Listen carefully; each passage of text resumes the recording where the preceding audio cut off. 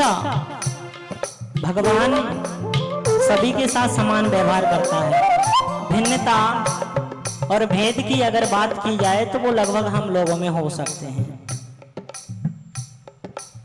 सूर्य देव रहे, सभी को समान रूप से रोशनी देते हैं, किसी के साथ भेदभाव नहीं करते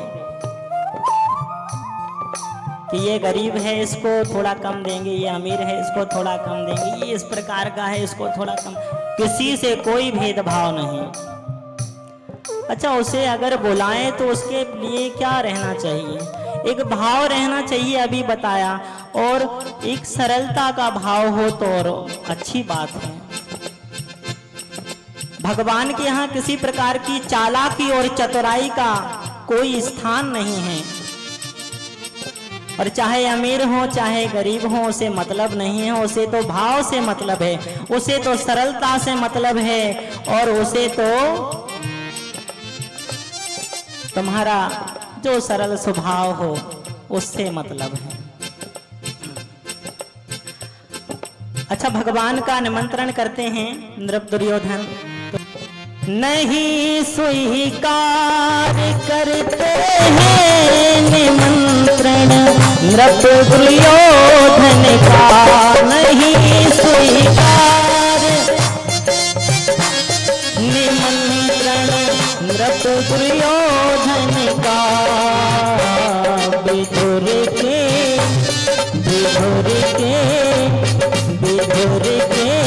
घर पहुंच करके, अब देखो प्रभु की महिमा। नृप दुर्योधन का जो निमंत्रण रहा उसे स्वीकार नहीं किया, उसमें भाव कुछ और होगा।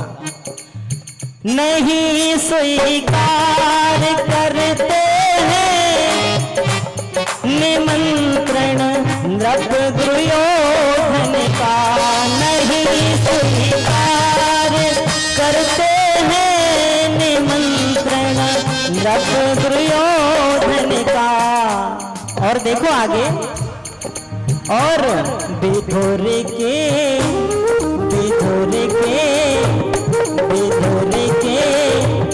घर पहुंच करके, विधुर के घर पहुंच करके भोग लगाते हैं, न जाने कौन से गुरु पर दया रीझ जाते हैं।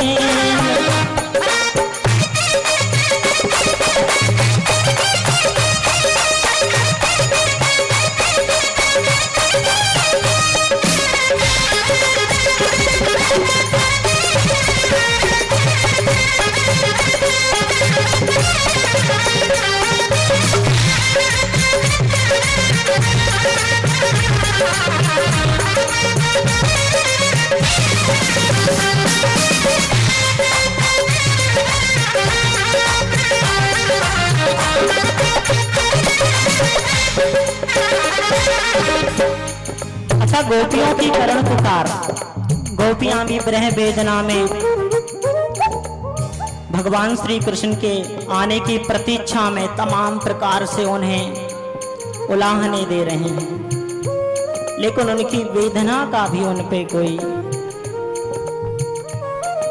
ये नहीं कहा जा सकता असर नहीं पड़ा। असर तो पड़ा, क्योंकि परमात्मा है, सब जानता है। तब तो उन्होंने कहा ही कि आज कुछ बात है इस शाम में कि रोना आया। उद्धव, मुझे रोना आ रहा है। अब रोना किस बात पे आ रहा है? क्योंकि प्रभु है, सबकी सुनते हैं और सबकी वाले हैं, सुनना पड़ेगी। बस हमें लगता है कि हमारी नहीं सुनी, लेकिन एक समय आएगा, और जब आएगा समय तब वो सुनेगा। लेकिन समय तो आने दो। एक रेस्ट एश्योर्ड वाली टेंडेंसी को थोड़ा क्रिएट करें, थोड़ा सब्र तो रखें। वो आएगा और जरूर आएगा, क्योंकि भगवान के यहाँ सबको प्राथमिकता मिलती है। तो गोपियां भी ब्रह वेदना से बिछड़न पे भगवान श्री कृष्ण के न आने से थोड़ा व्याकुलता में भगवान को याद करती हैं और बुलाती हैं, लेकिन फिर भी मेरे कृष्ण का कोई लीला होगी और नहीं आते हैं। ना आए मधुपुरी से गोपियों की दुख व्यथा सुनकर, ना आए मधुपुरी से गोपियों की दुख व्यथा सुनकर, ना आए मधुपुरी से गोपियों की दुख व्यथा सुनकर, ना आए मधुपुरी से गोपियों की दुख व्यथा सुनकर। अच्छा, कब आए भगवान? और द्रौपदी की सुन करुण पुकार, द्रौपदी की सुन करुण पुकार, प्रभु चले आते हैं, कौन से गुण दया गाते हैं, न जाने कौन से गुण दया निधि रिझ जाते हैं, न जाने कौन से गुण दया निधि रिझ जाते हैं, न जाने न जाने न जाने कौन से गुण पर दया निधि जाते हैं, न जाने कौन से गुण पर दया निधि रिझ जाते हैं।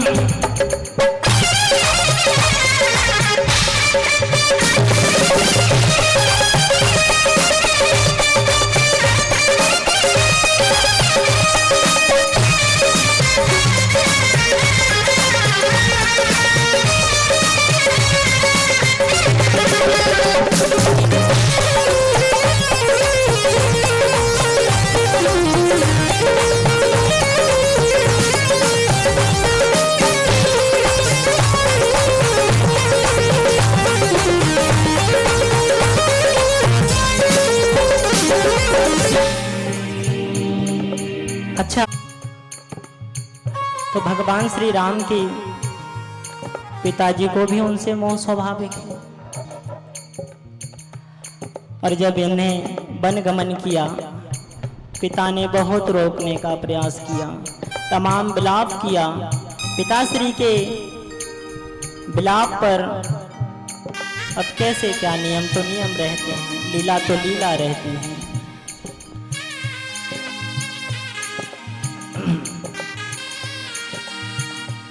ना रोए वन गमन में श्री पिता की वेदनाओं पर, ना रोए वन गमन में श्री पिता की वेदनाओं पर, ना रोए वन गमन में श्री पिता की वेदनाओं पर, ना रोए वन गमन में श्री पिता की वेदनाओं पर, ना रोए वन गमन में श्री पिता की वेदनाओं पर।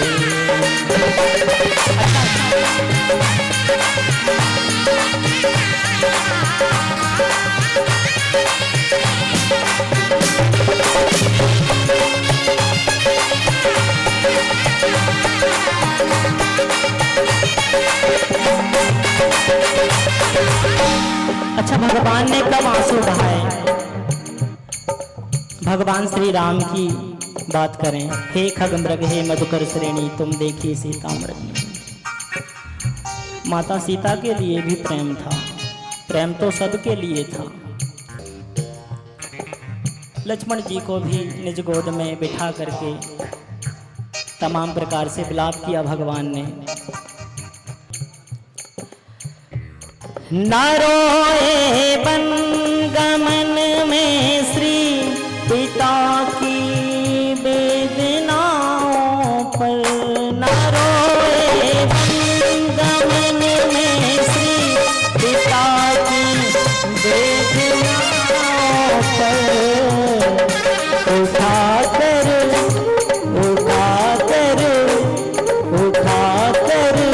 गिद्ध को निज गोद में